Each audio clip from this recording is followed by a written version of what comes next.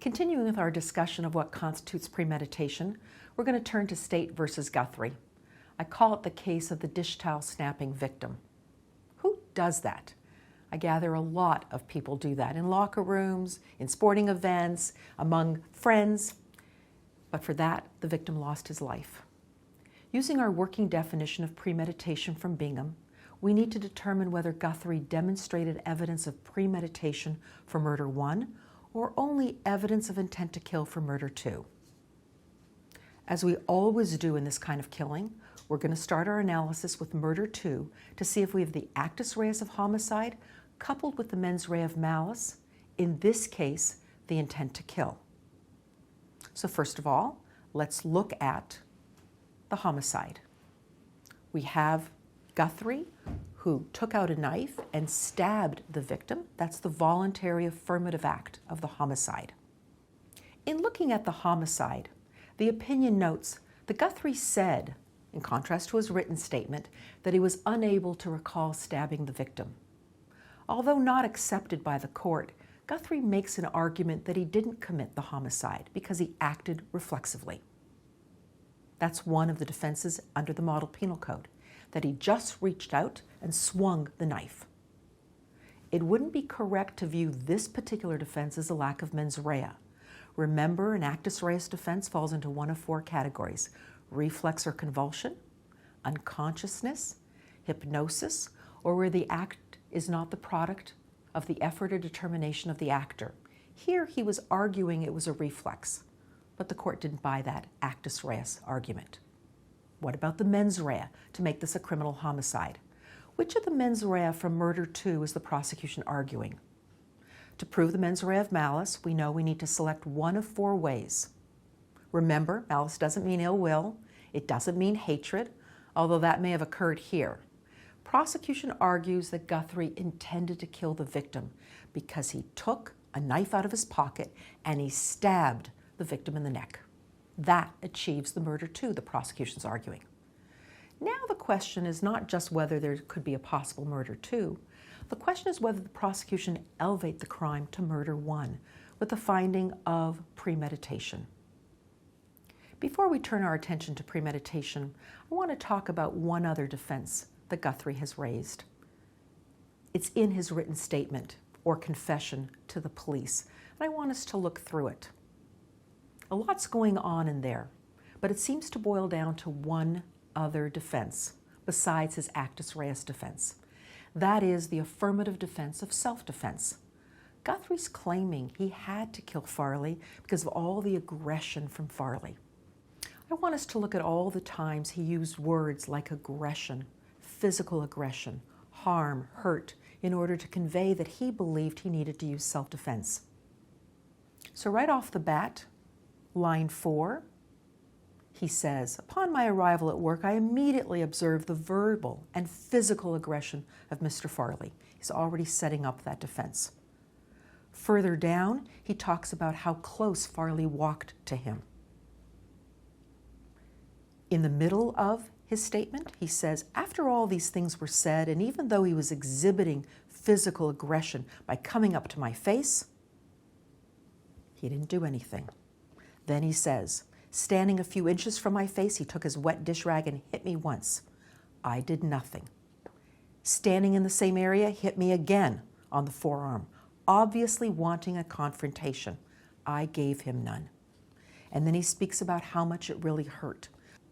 When you look at all the terms that he used in his statement, you can imagine that he felt he had to use self-defense. But the court didn't buy it, and the jury never received an instruction on self-defense. This case has 2 issues. Not surprising, one is procedural and one is substantive. The procedural issue is whether the court erred in giving the jury instruction that it did on premeditation.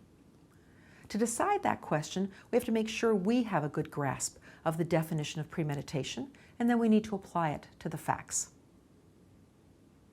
The court confirms the Bingham definition with its words. Deliberation and premeditation mean to reflect upon the intent to kill, make a deliberate choice to carry it out. The court goes on to say that there must be some period between the formation of the intent to kill and the actual killing which indicates that the killing is by prior calculation and design.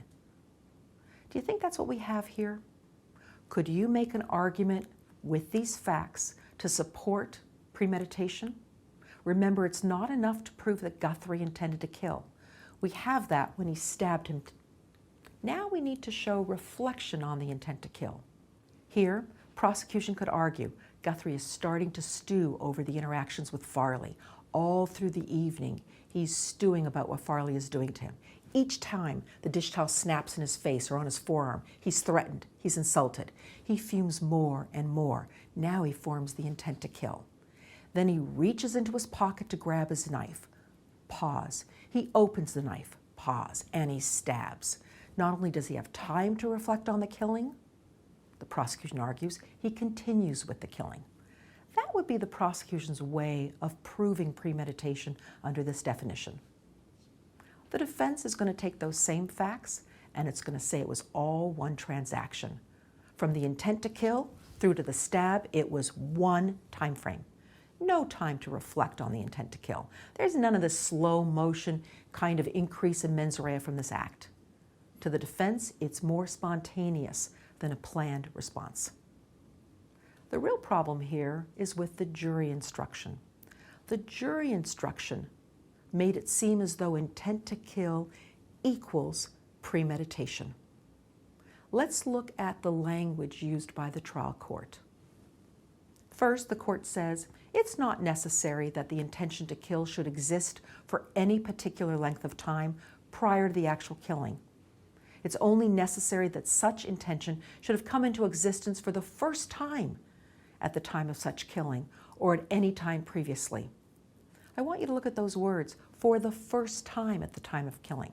Sounds like it's just intent to kill. Then it compounds the problem with the following statements. The court instructs the jury that in order to constitute a premeditated murder, an intent to kill need exist only for an instant.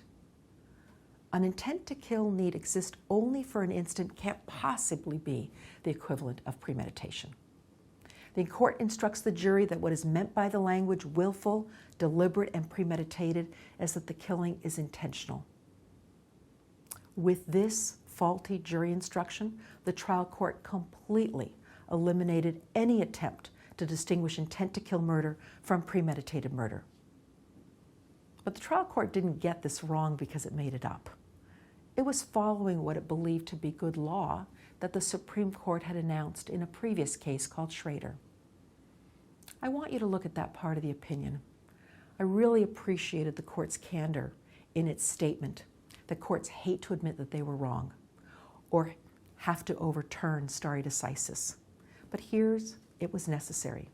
The court has to create a working jury instruction that helps demonstrate to the jury there's a difference between murder 2 and murder 1. Schrader didn't do that. And so in this opinion, it created a proper jury instruction for lower courts to follow. Notice the words, any interval of time between forming the intent and executing it can work. Doesn't have to be days or hours or involve significant planning. A jury possibly could find that Guthrie reflected on killing Farley as the events played out, even if it was just for a moment between the two. But now look at the kicker. Here's how the law works. The change in law helps Guthrie on retrial. He's going to get a retrial with good jury instructions, but it won't be applied retroactively. People convicted of murder 1 under the wrong jury instruction, they won't have the benefit of this decision. Only those cases moving forward. You can imagine there are people sitting in prison convicted of murder 1 under that faulty jury instruction. They can't get their day in court over it. It's a tough call, but it's likely that this court weighed the prospects of trying all those old cases, and it decided that in the end, judicial efficiency and economy ruled the day. At the end, there was not worth to open up all those cases. Probably most of those cases, defendants were rightfully convicted of premeditated murder. Witnesses are no longer available, memories fade. It's just not worth it on the grand scale to retry all those cases.